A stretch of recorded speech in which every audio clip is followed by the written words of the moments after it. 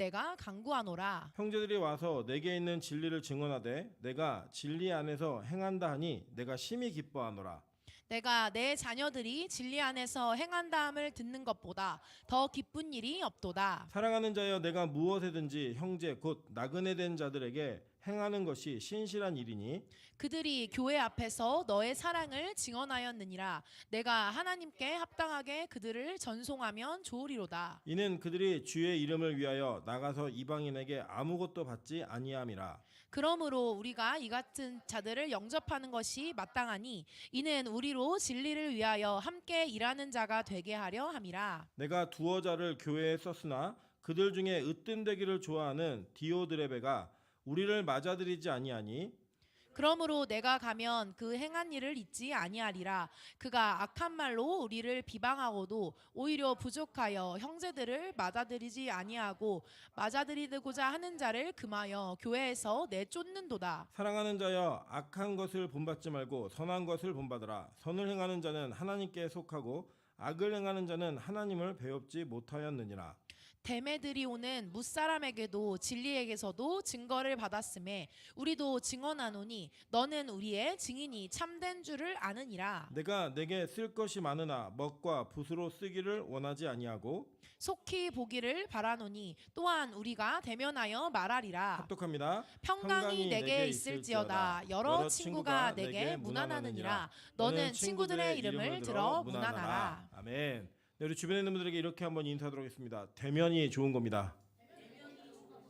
네, 오늘도 이 요한이 얘기하죠. 네, 내가 먹과 붓으로 쓰지 아니함으로 속히 보기를 바라노니 우리가 대면하여 말하리라라고 얘기하잖아요. 여러분, 대면하는 예배 오신 여러분을 주님의 이름으로 축원합니다. 우리가 물론 이렇게 뭐 그렇다고 안 온 사람들이 뭐 영상으로 보는 사람들이 잘못됐다 이런 거 절대 아닙니다.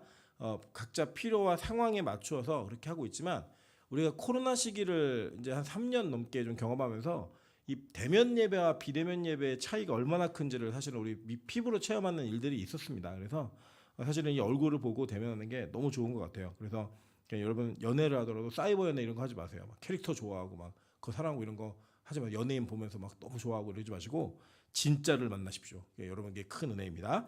네, 오늘은 요한 3서 1절부터 15절까지의 말씀 가지고 대면하면 해결된다라고 하는 제목으로 하나님 말씀 증거하도록 하겠습니다. 우리가 이제 성경을 여러 성경들이 우리에게 주어졌는데 때때로는 이렇게 익숙하게 보는 성경이 있는 반면에 좀 익숙하지 않은 성경도 있습니다. 여러분 이제 오늘 읽으신 요한 3서에서 여러분이 요한 3서를 가장 익숙하게 여기시는 것은 2절 때문에 그래요. 2절 때문에. 그죠? 사랑하는 자여 내 영혼이 잘된 같이 내가 범사에 잘되고 강건하기를 내가 간구하노라. 그죠? 이 말씀은 항상 우리 교회는 하지 않지만 제비뽑기를 하는 말씀 뽑기하는 교회에서는 항상 들어가는 말씀이에요. 그죠? 이거 뽑으면 기분 좋아요, 안 좋아요? 엄청 좋죠. 그래서 이 말씀만 기억하는데 여러분 이 말씀은 사실 성경에 있는 글 자체가 의미가 있는 게 아닙니다. 잘 생각해 보시면 성경은 하나님께서 사람을 통해 사람에게 쓰신 편지였어요. 그죠? 그리고 그 편지 안에 서로 주고받는 대상자가 있었고 그 주고받은 관계 속에서 하나님의 그 관계 속에 있는 그 관계에 나타난 하나님의 은혜를 축복하고 그 관계 속에 나타난 사람들을 축복함으로 말미암아 우리에게 구원받은 자들이 때로는 구원받을 자들이 어떠한 은혜에 있어야 되는지에 대한 모델이 되어준 거예요. 그러니까 이 배경이나 환경을 모르고서 이 말씀을 똑 떼다가 막 읽고 붙인다고 내 말씀이 되는 게 아니라는 거예요. 그렇다면 도대체 이 말이 누구에게 주어진 거냐면 오늘 여기 보시면 가이오에게 주어진 말이거든요. 근데 이 가이오가 어떤 사람이었고 어떤 사역을 했는가 이런 것들을 쭉 살펴봐야지만 진짜 의미를 알 수 있다는 겁니다. 여러분 특별히 요한 3서는 요한이 쓴 서신서 중에 개인에게 쓴 편지예요. 그래서 바울도 여러 성경을 썼지만 교회에게 쓴 편지가 있었고 개인에게 쓴 편지가 있었잖아요. 그리고 우리 지난 주간에 이 디도서에 대한 내용들을 같이 나누었는데 오늘 이 요한 3서는 요한이 개인이었던 가이오에게 쓴 편지입니다. 오늘 이 내용들을 한번 살펴보면서 우리가 진짜 이 좋아하는 2절의 말씀, 이 2절의 말씀이 저 여러분의 인생에 정말 붙들 만한 말씀이 되고 나에게 이루어져야 되는 가치의 말씀이 되고자 하면 도대체 어떤 사람에게 이런 말씀을 주셨는가, 이 말씀에 은혜가 있었는가를 살펴보시면서 그 자리까지 나아가시는 저 여러분 되시기를 주님의 이름으로 축원합니다. 자, 오늘 성경 보면 이렇게 얘기합니다. 1절에 보니까요, 장로인 나는 이렇게 얘기했어요. 이게 누구냐? 요한이에요. 요한.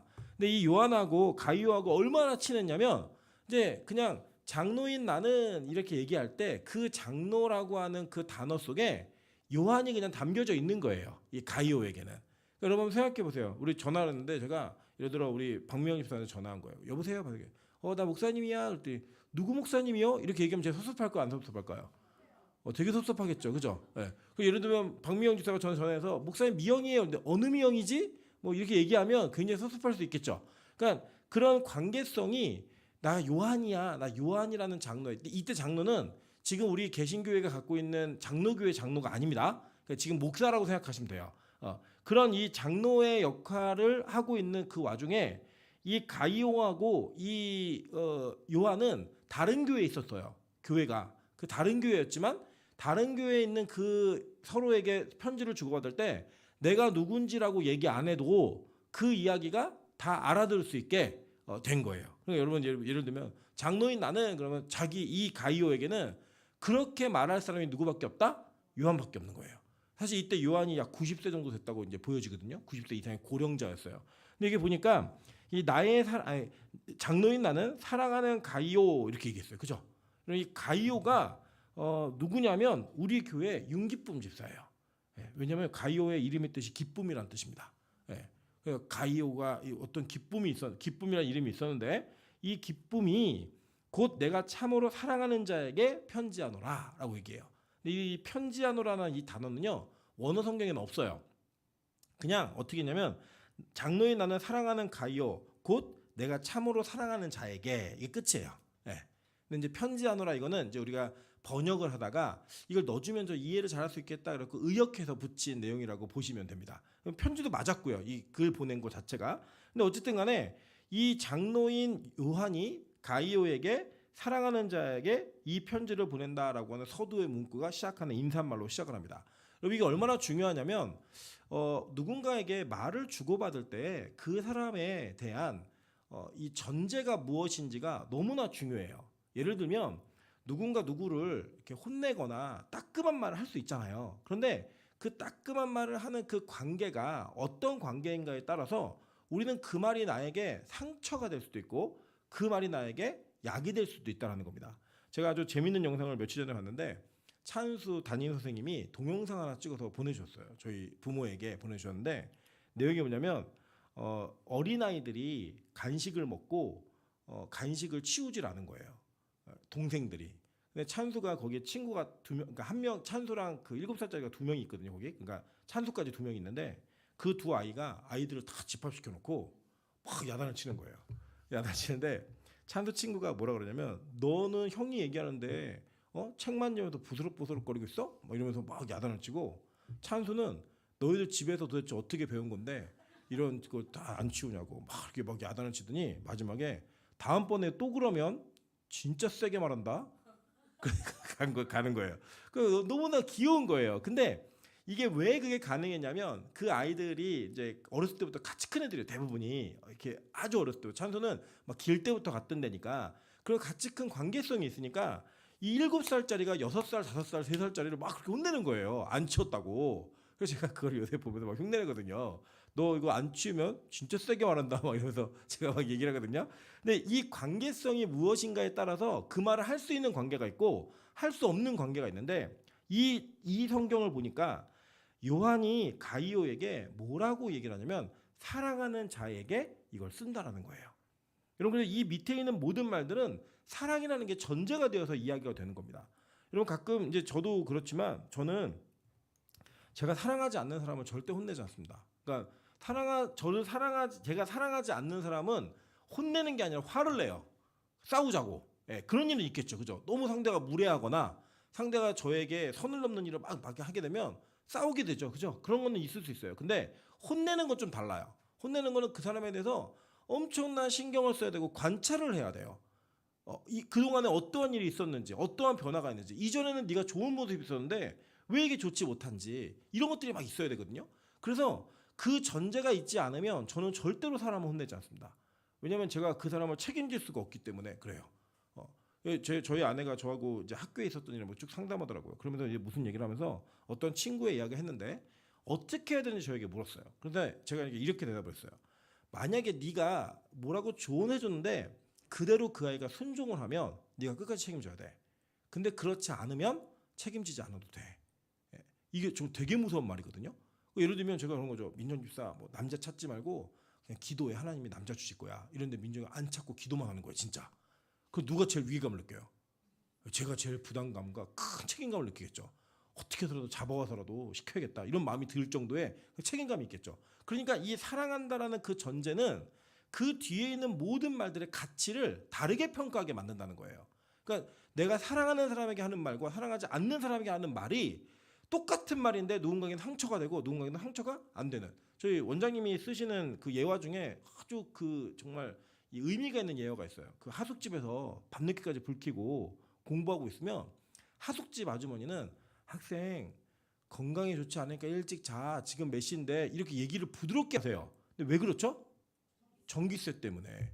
근데 엄마는 밤새도록 뭘 하고 있으면 너 지금 몇 시인데 앉아. 전기세만 나. 불 꺼. 이렇게 얘기는 하지만 엄마는 무슨 걱정하는 거예요? 아이의 건강을 걱정하는 거예요. 여러분 이렇게 이 전제가 깔려 있을 때 이 복음에 담겨져 있는 그 의미가 가치가 있다는 거. 이거를 꼭 기억하셔야 돼요. 그래서 우리 빛가서공교에서 뭐 우리가 남을 정죄하지 말자, 판단하지 말자 이런 것들이 아무 얘기도 하지 말고 간섭하지 마 이렇게 받아들이면 여러분 되게 큰 오해십니다. 그거는 정죄라는 건 뭐냐면 죄가 있다라고 얘기하는 것에서 끝나는 거를 얘기하는 거예요. 근데 그 정죄함 이후에 그 사람을 살리기 위해서는 죄를 이야기해줘야 되고 그걸 인정하게 만들어야 그 다음에 이야기를 할 수 있거든요. 그런 것들은 필요해요. 근데 거기에 뭐가 있어야 된다? 사랑이라는 그 가치가 반드시 깔려 있어야 된다는 거예요. 그래서 얘기하는 거예요. 2절 보세요. 사랑하는 자여 내 영혼이 잘된 같이 내가 범사에 잘되고 강건하기를 내가 간구하노라. 이 간구하노라라는 이 단어가 직설법이고 현재 시제예요. 이게 뭐냐면 끊임없이 반복적으로 하고 있다라는 거예요. 그래서 저는 너무 감사한 게 우리 교회 성도가 너무 많지 않은 게 좀 감사해요. 왜냐하면 제가 이렇게 항상 기도할 때마다 성도들 가정 이름 개개인의 이름을 딱 이렇게 떠올리면서 기도하거든요. 그래서 일찍 갈 수 있어요. 만약에 막 많았으면 못 가고 계속 기도해야 되는데 별로 안 되니까 금방 이렇게 할 수 있어서 저는 일단 그건 감사해요. 그런데 어쨌든 누군가를 위해서 매일 기도한다라는 거 정말 중요합니다. 여러분 특별히 여러분께서 매일까지는 제가 부탁은 안 드리겠지만 생각나는 대로 목사를 위해 기도해 주세요. 네, 그게 너무나 중요합니다. 왜냐하면 여러분과의 이 관계성이 이제 오늘 이 뒷구절에 나오는데 이 요한이 이 가이오를 위해서 매일 기도했던 것은 이 기도의 관계가 전제되어진 관계성이 있었어요. 그게 뭔지 한번 볼게요. 이제 4절 먼저 보고 3절 보겠습니다. 내가 내 자녀들이라고 얘기해요. 그죠? 예. 그러니까 가이오는 이 요한에게는 어떤 존재였어요? 아들 같은 존재였다는 거예요. 이 아들 같은 존재가 되니까 계속 기도할 수 있는 힘이 생겼다라고 보여주시면 돼요. 여러분 예를 들면 이런 게 있거든요. 제가 원래 차은수가 태어나기 이전에 조카를 되게 예뻐했어요. 예. 지금도 이뻐요. 지금도 이쁜데 물론 객관적으로 이쁘다는 게 아니라 그냥 제 기준에 이뻐요. 그냥. 그런데 이 아이가 저희의 집에 차은수가 딱 태어나고 나니까 이 조카에 대한 마음이 반감이 될 수밖에 없는 한계가 생기더라고요. 예. 어쩔 수 없어요. 그거는 내 아이가 생기니까. 그래서 이 부모와 자녀 사이의 관계라고 하는 것은 그 어떤 것도 침범할 수 없는 특별한 애정관계가 애착관계가 생겨요. 그래서 이 영적인 관계 속에 그런 관계가 생기는 것이 저는 너무 중요하다고 생각합니다. 여러분 저는 제가 때로는 연소하기도 하고 때로는 실수도 있고 여러 가지 어려움들이 있지만 저는 빛과서공교회에 있는 모든 성도들을 저의 자녀라고 생각하고 있습니다. 그게 뭐 깔보는 의미에서가 아니라 아끼고 사랑하는 의미에서 그렇게 생각하고 있는 거예요. 그래서 때로는 제가 여러분에게 호지게 모질게 말하는 것처럼 느껴질 때도 있지만 제가 그 말하는 전제 속에는 여러분의 사랑하는 마음과 이 교회에 맡겨진 모든 양떼가 하나님의 나에게 맡겨진 자녀이구나, 영적 자녀이구나 라고 하는 그 절대절명의 마음을 가지고 이야기를 합니다. 그리고 여러분 그 마음이 사라지지 않도록 기도해 주셨으면 좋겠어요. 목회가 직업이 되면 안 되거든요. 직업이 되면 그냥 내가 하는 설교는 돈 받으니까 의무적으로 하는 거고 오는 성도들은 그냥 와서 헌금 내주니까 고마운 거고 이런 목회적 관계가 돼버리면요 교회는 삭막해져요. 근데 교회가 같이 막 밥 먹고 같이 뒹굴고 혼내기도 하고 울기도 하고 웃기도 하고 기뻐하고 즐거워하는 그 어울림이 있으면서 관계가 전제되었을 때 이 설교가 빛나는 가치가 되는 거고 서로의 교제나 모든 것들 구제나 선교 이 모든 것들이 다 빛나는 관계가 될 수 있다는 거예요. 제가 요새 이 간헐적 단식을 하다 보니까 그 청년들과 식사하는 시간이 좀 사라졌어요. 그러다 보니까 이 공동체 안에 들어와서 같이 식사하시는 그 공동체 속에 그때 좀 대화도 많이 좀 나눠지고 막 재밌는 일들도 많이 있고 막 그랬는데 그게 좀 끊어진 것 같아서 제가 이제 이번 금식이 딱 마무리가 되면 이제는 건강과 다이어트를 위해서 간헐적 단식을 할 건데 8시까지 먹을 거예요. 저는 8시까지 먹고 그 이후에 이제 단식을 할 겁니다. 왜냐? 저는 먹고 싶어서가 아니라 진짜 이렇게 관계성을 가지는 식탁 공동체가 너무 중요하다 생각하기 때문에 저는 우리 식탁 공동체가 더 부흥해가지고 이 관계성이 맺어지는 은혜가 있기를 소망합니다. 예, 우리 그 빛과 소금교회는 잘 먹는 교회 될 거예요. 무조건 관계성을 위해서. 자, 그런데 여기 보면 3절에 한번 보세요. 형제들이 와서 내게 있는 진리를 증언하되 내가 진리 안에서 행한다 하니 내가 심히 기뻐하노라 라고 얘기합니다. 여러분 이게 얼마나 가치 있는 이 표현이냐면 형제들이 와가지고 네 얘기를 하는데 무슨 얘기를 하면 너에게 있는 진리가 네 안에서 행함으로 나타나고 있다 이거예요. 네. 여러분 이 진리가 뭐죠? 결국 이게 예수잖아요. 그러니까 그 예수님으로 말미암는 삶의 변화가 너에게 계속 나타나고 있다라고 하는 것 때문에 너무 기뻐 얘기하는 거예요. 그러면서 그 기쁨을 뭐라고 표현하냐면 내가 자녀들이 진리 안에서 행한다함을 듣는 것보다 더 기쁜 일이 없도다라고 말한 거예요. 그러니까 결국 그렇잖아요. 저는 개인적으로 저희 어머니는 참 뿌듯하시다고 생각해요. 그냥 자녀들이 어머니의 길을 가는 목회자가 되었다라고 하는 거. 목사가 됐기 때문에 좋은 게 아니라 어머니가 하는 목회자의 길을 갔다라고 하는 것 때문에. 여러분 그런 사람들 많거든요. 아버지가 목사이기 때문에 난 절대로 그 일을 하지 않겠다. 엄마가 사모이기 때문에 나는 절대로 그 길을 가지 않겠다라고 결단하고 다짐하는 아이들이 있거든요. 혹시 뭐 찬수야 찬이가 그렇게 될지 모르겠지만 그거는 뭘 전제하는 거냐면 부모의 목회자의 삶이 그 자녀들에게 그대로 옮겨지는 걸 실패했다라는 거예요. 그게 이제 좋은 모습이든 나쁜 모습이든 간에. 그래서 저는 목회자가 진짜 성공한 목회자인가를 평가할 때 교인이 몇 명이냐, 무슨 차를 타고 다니냐, 뭐 사례를 얼마 받느냐 이걸로 얘기할 수 없다 생각해요. 뭐 다른 여러 가지 요소가 있겠지만 그 중에 빠지지 않아야 되는 평가 기준 하나가 뭐냐면 자녀가 그 목회자를 얼마나 존경하고 있는가. 이거 되게 중요합니다. 이게 목회자뿐만일까요?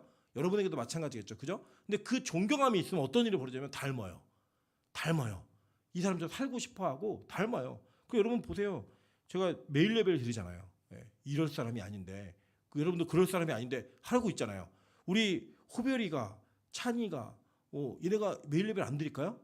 싫어하겠죠. 처음에는 엄청 싫어하지만 자기들도 어쩔 수 없이 안 드리면 불편한 수아 찬수가 안 드리면 불편한 막 이런 은혜가 있는 거예요. 어제도 찬수가 그러더라고요. 수아 누나는 왜 예배를 안 드리냐요. 지도 와서 예배 안 드렸으면서 자기는 왜 안 오냐요. 안 와갖고 자기가 못 만났다는 거죠. 그러니까 예배를 드리는 거예요. 예배를. 그럼 그런 어떤 문화가 이게 생기는 게 뭐냐면 서로의 관계성도 생기는 건데 부모였던 이 양육자였던 이 요한의 가장 큰 기쁨이 뭐냐면 자녀들이 그 영적 자녀들이 진리 안에서 행하고 있다라고 하는 거. 이것 때문에 너무 기쁜 거예요. 여러분 제가요 가끔 여러분이 진짜 믿음의 고백을 한다든지 그 고백에 맞는 이런 거 얘기하면서 막 혼자 생각하면서 울 때 있어요. 진짜 궁상 맞은 것 같아서 공개하지는 않지만 뭐 어떤 얘기를 듣고 나면 그래 이 사람이 이렇게 변했다니 이 사람이 이렇게 바뀌고 있다니 그러면서 눈물이 막 그렁그렁하게 이렇게 변화되는 그 은혜가 저는 기쁨이 되더라고요. 저는 이제 평생에 그 기쁨이 놓치지 않 그 기쁨이 사라지지 않는 목회가 이 교회에서 있기를 소망합니다. 우리 교회가 그런 교회 꼭 되었으면 좋겠어요. 자 그런데 이 행함에 대해서 사도 바울은 사도 요한은 굉장히 구체적으로 얘기해 줬어요. 이 글에 보면 자 뭐라고 얘기하나 한번 볼게요. 사랑하는 자여 가이오죠. 가이오야 내가 무엇에든지 형제 곧 나그네 된 자들에게 행하는 것은 신실한 일이니 그들이 교회 앞에서 너의 사랑을 증언하였느니라. 내가 하나님께 합당하게 그들을 전송하면 좋으리로다. 이는 그들이 주의 이름을 위하여 나가서 이방인에게 아무것도 받지 아니함이라 라고 얘기해요. 자 이게 뭐랬냐면 이 가이오는 어떤 사람이었는지는 분명하지 않아요. 왜냐하면 가이오라는 이름은 되게 흔한 이름이었어요. 되게 흔한 이름이었기 때문에 성경에도 몇 번 나오거든요. 그래서 이 이름이 진짜 누구인가는 학자들마다 다 불분명하고 근거도 정확하지 않기 때문에 특정 짓는 것 자체가 이미 한계가 있어요. 그런데 이 가이오가 무슨 일을 했냐면 나그네 된 자들, 그러니까 순회 전도자들과 교인들 중에 나그네처럼 다니고 있는 사람들이 있잖아요. 이 사람들을 대접하고 그 사람들을 섬기는 일에 신실함과 사랑으로 이 일을 계속 감당한 거예요. 그랬더니 어떤 일이 벌어졌냐면 이 사람들이 교회 앞에서 그것을 증언하기 시작합니다. 그리고 이게 소문이 나버린 거예요. 이게. 그러니까 여러분 이 2절의 말씀은 이 가이오가 했던 행동 속에 그 진리가 그 안에 행함으로 나타난 열매 속에 이루어지는 축복이지 그냥 교회 문구에 붙여놓고 집 앞에 문구에 붙여놓는다고 이루어지는 일이 아니에요. 이게 뭐랬냐면 그 교회 앞에서 교회에 있는 많은 나그네 된 자들과 순회 전도자들을 사랑으로 섬겼는데 그 섬김이 어느 정도느냐 이방인에게 아무것도 받지 아니해도 될 정도로 섬긴 거예요. 이게 너무 중요한 거죠. 여러분 저는 개인적으로 이 문제가 우리 공동체 안에도 있어야 된다고 생각합니다. 왜냐면 이런 거예요, 여러분. 저는 교육자들이 가끔 이제 그런 분들이 한국 교회에 되게 많으세요. 목회자들은 가난해야 목회를 열심히 한다. 절박하게 목회한다. 뭐 이런 내용들을 얘기하시더라고요. 오늘도 제 친구가 저한테 상담을 하나 하는데 자기 개척한 지 10년이 됐대요. 10년이 됐는데 개척한 이후에 개인적으로 자신을 후원해 줬던 분들이 10년 동안 계속 후원해 주신 거예요. 근데 제가 되게 놀랬던 건 뭐냐면 이 친구가 참 신실하게 목회를 했구나. 왜냐면 부교육자로 있던 교회에 떠나왔는데 그 떠나온 교회의 성도가 세 분이 10년 동안 매달 일정한 금액을 계속 후원해 주신 거예요. 그래서 그렇게 후원했는데 10년을 받고 나니까 자기 마음에 너무 죄송함과 미안함이 있다는 거예요. 이거를 좀 자기가 얘기를 해서 끊어야겠는데 어떻게 생각하니? 라고 저에게 물었어요.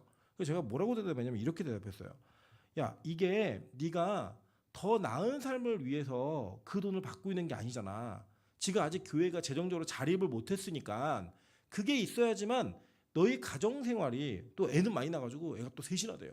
이 가정생활이 올바르게 유지가 될 수 있는 최소한의 것이 필요하기 때문에 그게 오는 거야. 만약에 하나님이 그거를 끊어야 된다고 생각하시면 그분에게부터 먼저 그 소식이 올 거야. 그러니까 그거를 부끄럽게 생각하지도 말고 네가 너무 남들에게 깨끗하고 정직하게 보이고 싶어서 그 일을 그렇게 먼저 선행하지 않았으면 좋겠어 라고 말을 했어요. 이게 왜 그러냐면 이런 거예요. 가이오가 했던 일의 의미가 뭔지를 한번 잘 보시면 돼요. 그 당시에 순회 전도자들은 자신들의 삶이 책임져 있지가 않은 거예요. 그러니까 어디에 가서 얻어먹고 얻어자지 않는 이상은 자기의 삶이 매일매일 유지가 될 수가 없는 삶을 살았던 거예요. 그러니까 가이오는 자신의 집안에 자신의 영역 속에 들어온 하나님의 전도자들, 하나님의 일꾼들을 최선을 다해 섬기고 그들을 보좌해 줌으로 말미암아 이방인에게 더 받지 않아도 될 정도로. 이게 왜 이게 중요하냐면 잘 기억하세요. 이 당시 문화를 보셔야 돼요. 이 문화 속에 뭐가 있었냐면 이 당시에 그 지중해 연안, 그러니까 복음이 온전하게 막 전해지고 왕성하게 활동했던 지중해 연안과 로마 전역에서는 이 헬라식의 스승들이 굉장히 많았어요. 여러분 아시는 바처럼 아리스토텔레스가 알렉산더의 스승이었잖아요. 그래갖고 이제 이 알렉산더가 이 헬라 문화를 열심히 내가 동방 이 아시아 쪽에 전달해야겠다. 이래가지고 막 전쟁한 거예요, 계속. 근데 그 나라가 무너졌을 때 그 나라를 물려받은 나라가 헬라 나라들이었고 그 나라를 무너뜨린 나라가 로마였어요. 그래서 이 로마가 로마라고 하는 그 자신들의 나라가 있었고 자신들의 표기법이 있었는데도 불구하고 헬라어를 공용으로 쓴 거예요. 그래서 이 당시에도 헬라어를 가르치는 헬라 철학을 가르치는 교사가 되게 많았어요. 그래서 그 사람들은 어떤 사람들이냐면 지혜자들, 지혜를 소유한 자들이었습니다. 이 사람들 밑에 유명한 사람들 밑에는 항상 누가 따라다녔냐? 제자들이 따라다녀요. 근데 이 제자와 스승의 관계가 어떤 관계냐면 이렇게 무언가 지혜와 진리를 가르쳐주면 반드시 대가를 치르겠어요. 그게 뭐냐? 돈이었습니다. 그래서 학원비 내듯이 돈을 내야지만 그 스승과 교제할 수 있었고 학원비 내듯이 계속 일정한 금액을 납부해야지만 계속 그 사제관계가 유지가 됐어요. 그래서 막 그 문헌들에 보면 그거 안 냈다고 막 제자 파문하고 그 막 스승 막 저주하고 막 이런 일들이 막 비일비재하게 벌어진 거예요. 그러니까 목적이 그 안에 있는 진리와 그 안에 있는 지혜를 얻기 위함이 아니라 이 가르치는 사람은 이 지식을 통해 장사를 했고 또 배우는 사람들은 그 돈을 내고 빼먹기 위한 그 관계성을 유지했다라는 거예요. 그러니까 지금 이 시대 속에 복음을 들고 있는 사람들이 자신이 뭘 갖고 있다고 얘기했죠? 진리를 갖고 있다고 얘기했다고요. 그런데 이 복음을 전하면서 그 구함을 하지 않도록, 그러니까 돈을 주고받는 서로 물건이나 음식이나 양식을 매매하지 않는, 내가 이거 너 가르쳐 줄 테니까 나 돈 좀 줘, 이런 거 하지 않는 그런 관계를 만들기 위해 이 가이오가 이들을 섬겨준 거예요. 그냥 나 돈 있으니까 막 베풀고 이런 게 아니고 그 이방 땅에 이방인들이 가지고 있었던 문화 속에 올바르지 않은 문화를 자신이 가지고 있는 재정으로 정리를 해버린 거예요. 정리를. 그러니까 이전까지는 이게 뭐가 중요한 거면요. 전도자들에게 죄를 짓지 않게 만들 수 있는 능력이 생긴 거예요. 예. 이게 너무 중요한 겁니다. 여러분 제가 항상 누누이 몇 번씩 말씀드렸지만 너무 제가 빛과 소금 교회 감사하고 있는 것은 교회가 최선에 넘치고 있는 섬김을 그래도 담임 목사에게 많이 배려해주고 계세요. 제가 이거 너무 감사드리고 있어요, 진짜로. 그 감사가 있는데 이거는 여러분에게 이제 여러분이 가지고 있는 이 생각 속에 뭔가를 아셔야 될 거에 대한 기준을 말씀드리는 거예요. 앞으로 우리 교회 부교육자도 더 많이 생기게 될 거고 또 그분들 섬겨야 될 일이 우리가 많이 있을 거예요. 그때 여러분이 가져가 계셔야 될 기준이 뭐냐? 이 부교육자들이 삶에서 재정적인 걱정을 하지 않고 목회만을 할 수 있게 만들어주는 배려를 하셔야 돼요. 목사가 배고파야 목회 잘한다? 그렇게 얘기하시면 안 되고 배고프지 않아야 딴짓을 안 하는 거예요. 배고프지 않아야. 예. 여러분 실제로 이건 그냥 대형 교회들, 여러분 이름만 얘기하면 아는 교회들이 진짜 있는 일인데 대형 교회들은 권사님들이 이렇게 목사님들 도섭이라 그래서 막 이런 것도 주시고 막 많이 주세요. 그래서 어떤 달에는 특정한 달에는 사례비보다 그렇게 받는 돈이 더 많대요. 그리고 그렇게 받다 보니 그 부자 동네 지역이 묶여져 있는 교구는 제일 나이가 많고 경험이 많은 부목사가 가는 게 관례가 되어 있어요. 그 뭐냐 용돈이 많이 생기고 쌈짓돈이 많이 생기니까. 그래서 거기를 차지하려고 막 노력을 하고 그 교구를 맡으면 어떻게든 한 해라도 더 하려고 최선을 다하더라는 거예요. 실제로 부교육사에서 그게 이제 비일비재하게 알려지는 비밀이에요. 그래서 제가 그걸 보면 느낀 게 뭐냐면 과연 저분들이 신방을 할 때 어떤 마음으로 신방을 할까? 야, A 권사님은 얼마를 넣으셨을까? B 권사님은 얼마를 넣으셨겠지? 왜 이거밖에 안 넣으셨지? 많이 넣으셨네? 이게 과연 그들의 목적이고 그 관심사라면 그 신방은 몇 번을 하건 어떤 말을 했건 다 실패한 신방이에요. 뭐냐면 철저하게 그 영혼만을 기대하며 생각할 수 있어야지만 그게 진짜 신방이잖아요. 진짜 사랑하는 관계고. 그래서 저는 우리 교회가 일정 금액, 즉 제가 생각하기에 이 정도 사례를 주면 더 이상은 어떤 것이 제공되지 않아도 크게 불편함이 없겠다라는 수준이 딱 되면요. 교회 안에서 부교육자든 담임 목사든 뭔가를 막 주고받는 행위를 철저하게 금지할 겁니다. 예.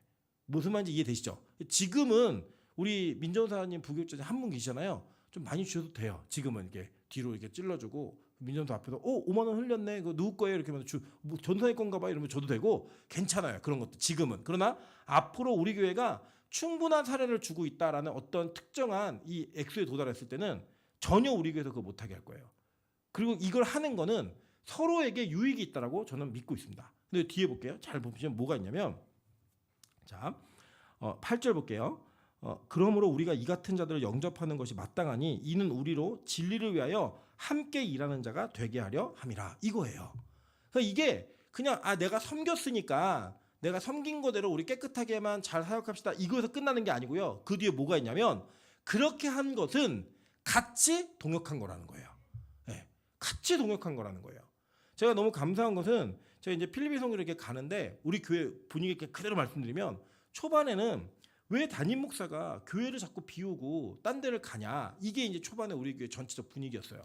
그런데다가 우리 교회가 가지고 있는 재정이나 이런 것들을 가서 쓰고 오잖아요. 제가 뭐 돈 벌어오는 거 아니까 카지노만 갔다 오는 거 이런 거 아니니까 돈을 쓰고 오다 보니까 왜 우리 재정이 글로 흘러가야 되는가라고 하는 이 궁금증과 의아함들이 있으셨는데 제가 우리 교회가 너무 성숙해졌다고 느끼면서 감사한 것 중에 하나가 뭐냐면 이제는 제가 필리핀을 가게 되면 교회도 성도들도 제가 빈손으로 가게 하지 않으세요.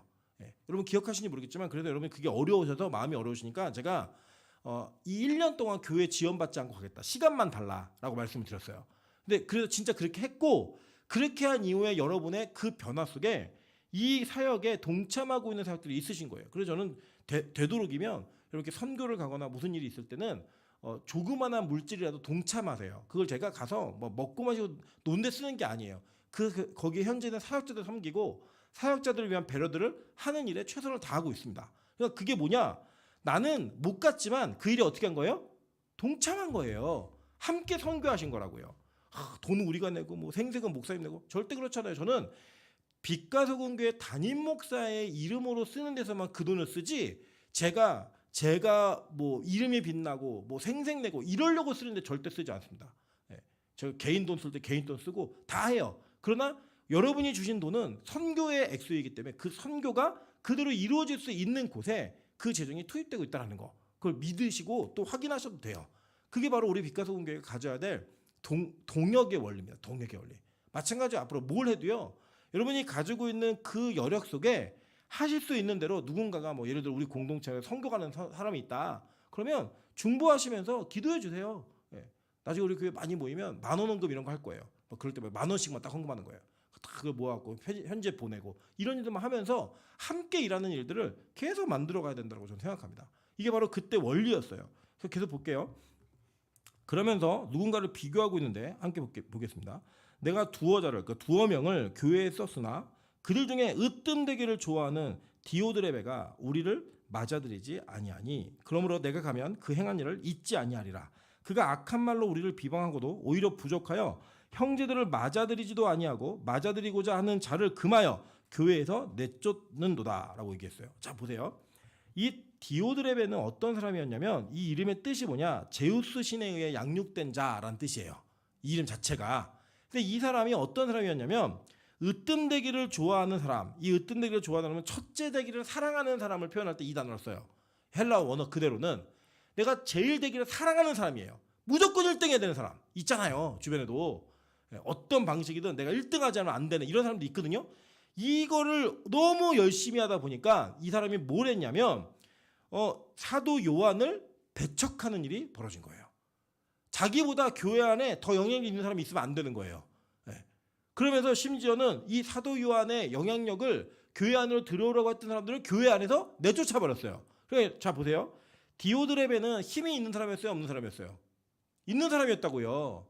교회에서 영향력이 있는 사람이었다고요. 그냥 초신자가 절대 이런 거 하지 않아요. 해도 그거는 아주 유치한 수준의 이야기하는 거고 교회 안에 영향력을 가지면서 으뜸되기를 좋아했던 사람은 교회 안에 있는 사람을 교회 밖으로 내쫓을 수 있는 사람이었어요.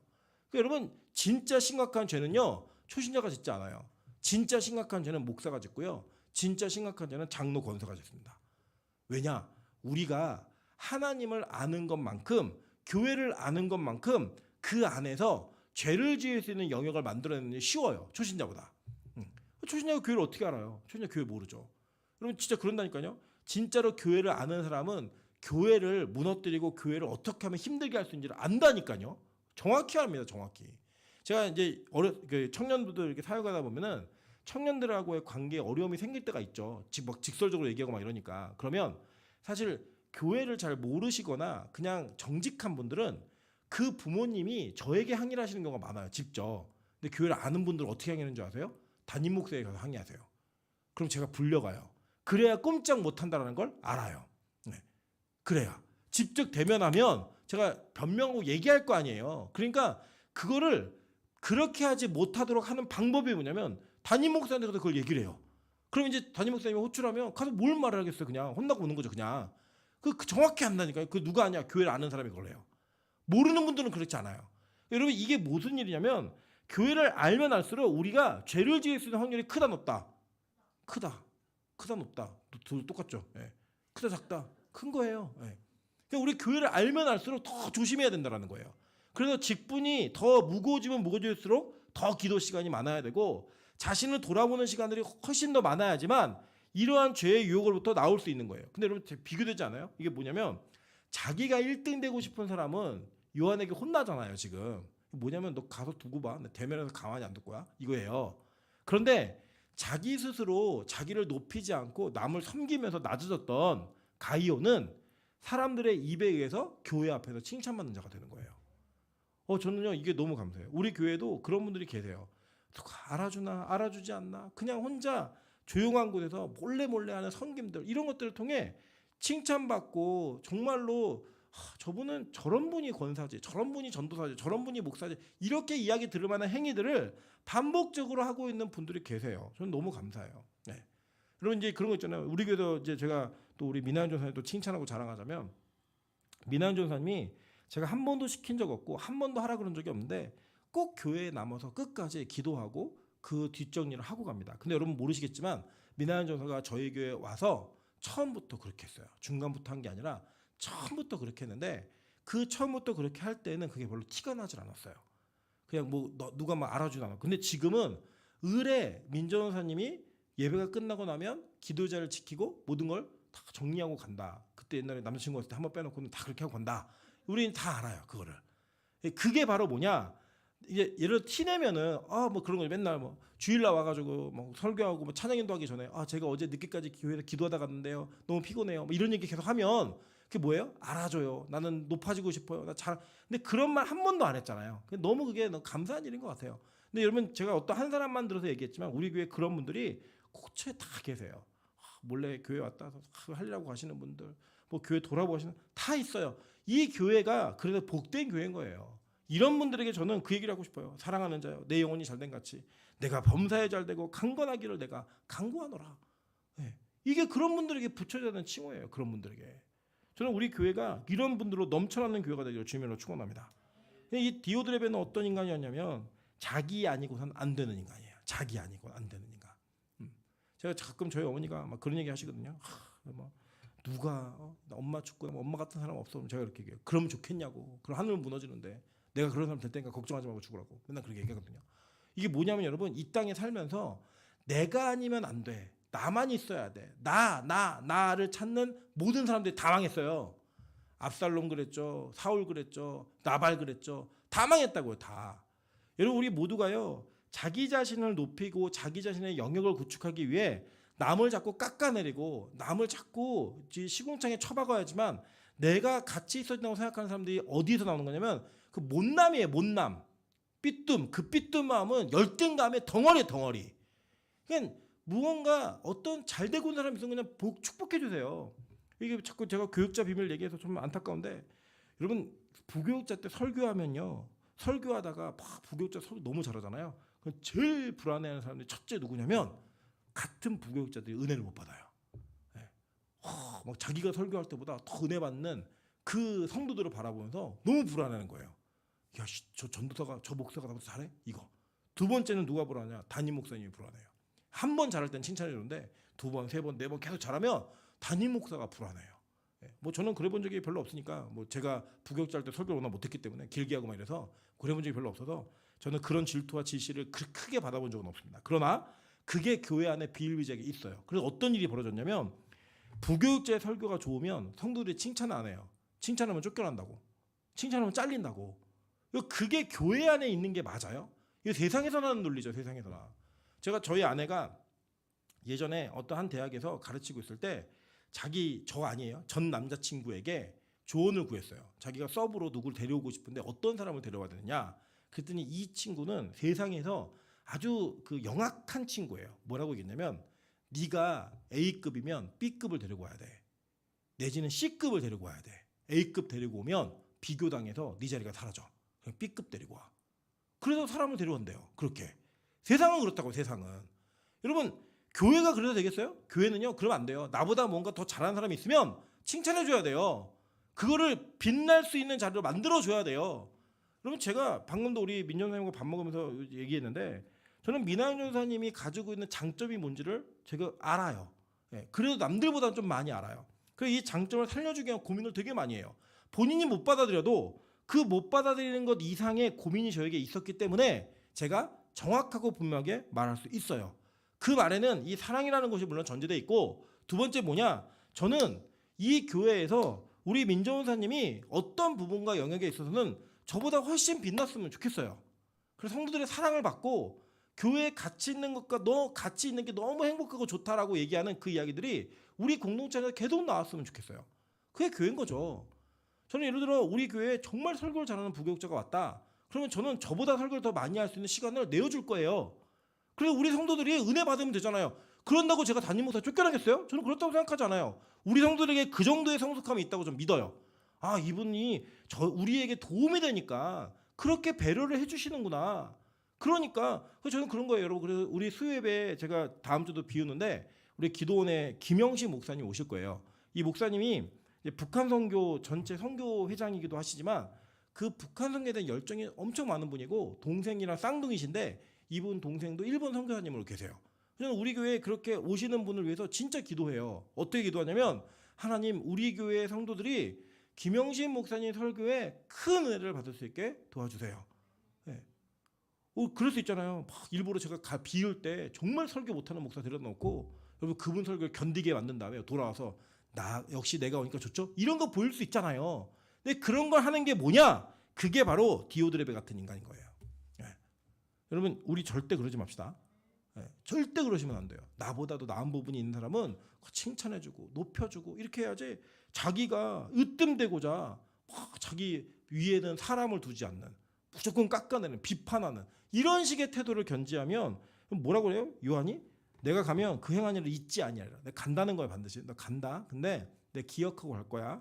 이 얘기하는 거예요. 그 보세요. 사랑하는 자여 가이오야 악한 것을 본받지 말고 선한 것을 본받아라.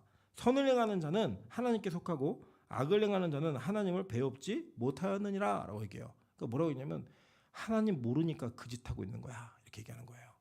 예. 이게 되게 무서운 말 아닙니까? 하나님 모르니까 그 짓 하는 거야. 이거 뭐냐면 걔 지옥 가. 이 얘기예요. 예, 걔 지옥 가. 여러분 우리가 모르고 지은 죄는 용서받는 일에 훨씬 쉬워요. 근데 제가 아까 말씀드렸죠.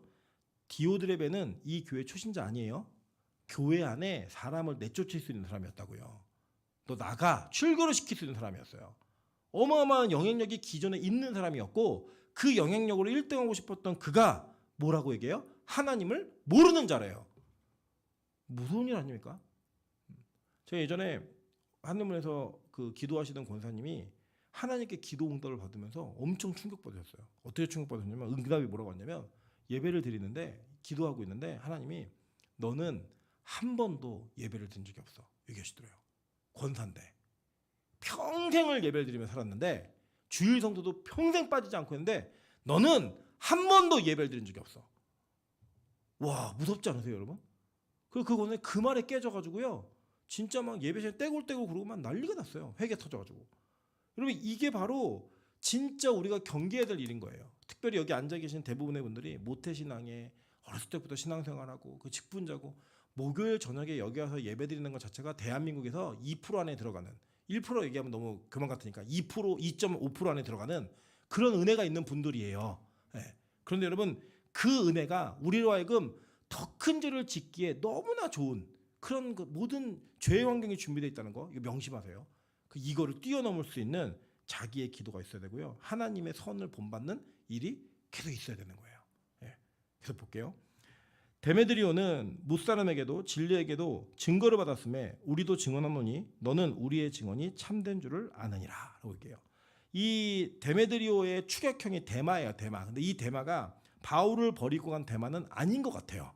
교회에게 칭찬할 정도였으니까 이게 요한이 마지막 말미였으니까 바울보다는 훨씬 오래 살았거든요. 이 요한이. 그러니까 이 그 견지해 볼 때 이 데마는 그 데마는 아닌 것 같다라고 보는 게 제가 볼 때는 더 설득력이 있는 것 같아요. 물론 대마라고 보는 사람도 있어요. 다시 돌아왔다 뭐 이런 얘기도 하는데 우리 모르는 일이니까. 어쨌든 그 대마는 무사람에게도 진리에게도 증거를 받았음에라고 얘기해요. 여러분 사람에게 칭찬받고 교회에게 칭찬받는 거 너무나 중요한 일입니다. 우리 때로는요 진리 앞에 칭찬받으면 사람에게 칭찬받지 못하는 일도 있어요. 사실.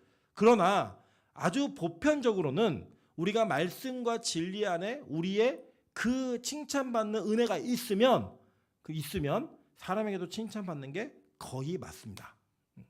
여러분 이걸 주의하셔야 돼요. 나는 하나님께만 잘하면 돼. 나는 뭐 하나님만 있으면 돼. 아니에요, 여러분. 그 사람에게도 최선을 다해야 됩니다. 그래야 이게 증거가 되는 거죠. 그래서 우리도 증언하노니 너는 우리의 증언이 참된 줄을 아느니라 라고 얘기하면서 이 데메드리오를 또 이 가이오에게 소개합니다. 야, 이 디오드레베 같은 사람이랑 같이 하지 말고 이 데메드리오랑 같이 해. 이런 사람들이랑 함께 있어야 돼. 얘기하는 거예요. 우리 옆 사람에게 한번 인사하겠습니다. 당신은 함께 있기 좋은 사람입니다. 네, 서로 보지 마시고 함께 있기 꺼리낀 사람도 있습니다. 네, 얘기하세요. 다 같이 있으면 나쁜 걸 배우고 악한 걸 배우고 이런 거거든요. 누군가 경쟁에서 자꾸 1등이 되려고 하잖아요. 그러면 그 분위기가 어떤 분위기를 만드냐면 나도 쟤를 이겨야지 이게 생겨요. 여러분 그런 경험 있지 않으세요? 길을 가는데 갑자기 옆에 있는 사람이 빨리 걷기 시작하면 나도 빨리 걷게 되죠. 그런 것처럼 자꾸 경쟁하고 막 이런 분위기를 만들면 교회가 삭막해집니다. 저는 우리 교회가 그런 교회 되지 않기를 바라요. 뭐 누가 더 영향이 있고 그런 게 어디 있어요. 주님 보시기에는 다 그냥 우리 티끌 같은 존재예요. 우리는요. 숨쉬는 쓰레기들이고 숨지는 죄인들이에요 다. 우리가 유일하게 우리에게 은혜가 있고 우리가 서로를 존중할 수 있는 건 하나님의 은혜가 있는 사람이기 때문에 그런 거지 그 어떤 이유도 더 추가될 수 없어요. 그래서 우리 모두는 누가 더 높다 낮다 이런 거 하면 안 돼요. 여러분 오늘도 제가 좋은 아티클 하나 읽었는데 큰 맥락 속에서 누가 큰지를 경쟁했던 제자들은요 마귀를 못 쫓았어요. 귀신을 이 아이를 데리고 왔는데 불에도 넘어지고 물에 넘어질 때 못 쫓았다고요. 근데 그 말씀에 연결된 맨 뒷부분에 무슨 얘기 있는지 아세요? 수로보니게 여인이 나와요. 이 수로보니게 여인이 어떤 사람이었죠? 야, 너 주인의 상에서 주인의 상에서 먹는 것을 개들에게 주지 않아? 그랬더니 주인님, 그러니까 예수님 저는 개 맞는데요. 개는 주인의 상에 떨어지는 거 먹어요. 자기를 낮췄더니 그 딸의 귀신이 떠나갔어요. 멋지지 않습니까? 이 비유가. 자기를 높이는 자들은 귀신을 못 쫓는데 자기를 낮춘 자는 귀신을 쫓았어요. 제가 저희 어머니가 참 존경스러운 것 중에 하나는 뭐냐면 지금도 자신을 굉장히 비천한 사람이라고 생각하세요. 그래서 저희 어머니가 가지고 있는 그 컴플렉스 중에 그런 게 가끔 튀어나올 때가 있거든요. 저랑 이렇게 말다툼을 하시거나 막 싸울 때가 있어요. 사실 뭐 싸운다는 표현이 잘못된 거 제가 대드는 거죠. 대드는데 어떤 사안을 놓고 막 다투다 보면은 그래 니는 많이 배워서 좋겠다 그냥 그러고 마세요. 본인은 이제 많이 못 배웠다라고 하는 것에 대한 어떤 그런 컴플렉스가 있으신 거죠.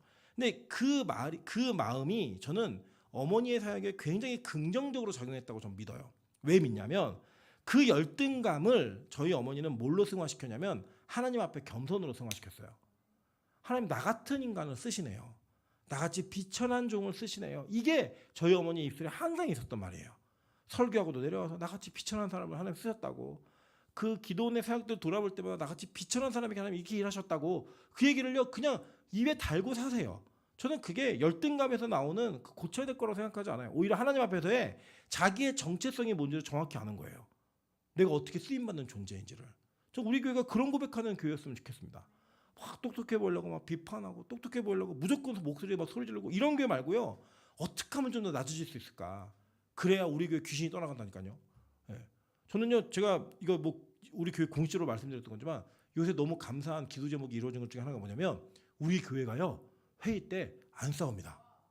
예. 여러분 아시죠? 우리 뭐 저도 그렇지만 저도 거기에 주범이었지만 막 회의 때마다 막 소리 지르고 싸우고 막 이랬던 우리 교회가 회의 때 안 싸운지 언제 싸운지 기억이 안 나시죠? 예. 작년 전반기까지만 해도 매번 싸웠어요. 예. 근데 이제는 싸우지 않아요. 왜냐? 이제는 남의 말을 경청하기 시작했고 잘 들으면서 해결할 수 있는 부분들은 들으면서 해결하기 시작했고 나보다 남을 더 낮게 생각하니까 좋게 생각하니까 자기가 누군가의 말을 들으면서 자기 생각을 바꿔가는 일들을 어렵지 않게 하더라는 거예요. 어렵지 않게. 요즘에 우리 교회에 이런 분위기가 계속 이어졌으면 좋겠어요. 네. 그래서 이 교회를 통해서 하나님께서 이 교회에 살아계신과 역사하시는 은혜가 있었으면 좋겠다고 생각합니다. 자 보세요. 근데 여기 마지막에 끝인사라는데 내가 내게 쓸 것이 많으나 먹과 붓으로 쓰기를 원하지 아니하고 이게 붓이 원래 펜이에요. 원어로는 펜으로 쓰지 원치 않는다. 속히 보기를 바라노니 또한 우리가 대면하여 말하리라 라고 얘기했어요. 그러니까 이제 요한은 이 교회가 가지고 있는 칭찬받아야 할 점과 고쳐야 될 점, 정리해야 될 점이 뭔지를 개략적으로 썼어요. 그죠? 그런데 내가 글로 하지 않겠다는 거예요. 어떻게 하겠다는 거예요? 대면해서 해결하겠다는 거예요. 여러분 여기에 우리가요 어떤 이 설교를 들으면서 우리가 나에게 가이오 같은 부분도 있지만 나에게 디오드레베 같은 부분도 있을 거고 우리 안에 혼내야 될 부분도 있고 우리 안에 칭찬받아야 될 부분도 다 공존하고 있을 거예요. 물론 무가 더 많다라고 따지면 우리 디오드레베가 훨씬 많겠죠. 그럼 우리에게 하나님께서 말씀하신 내용이 뭐냐면 대면하자는 거예요. 대면. 그래야 해결되니까 대면하자는 거예요. 그 대면이 뭐냐? 오늘의 예배예요. 그리고 그 예배 안에 대면이 뭐냐? 여러분의 기도의 시간이에요. 하나님과 대면해야 이게 고쳐지는 거예요. 대면해야 이게 바뀌는 거예요. 이게 없이는 절대로 바뀌지 않아요.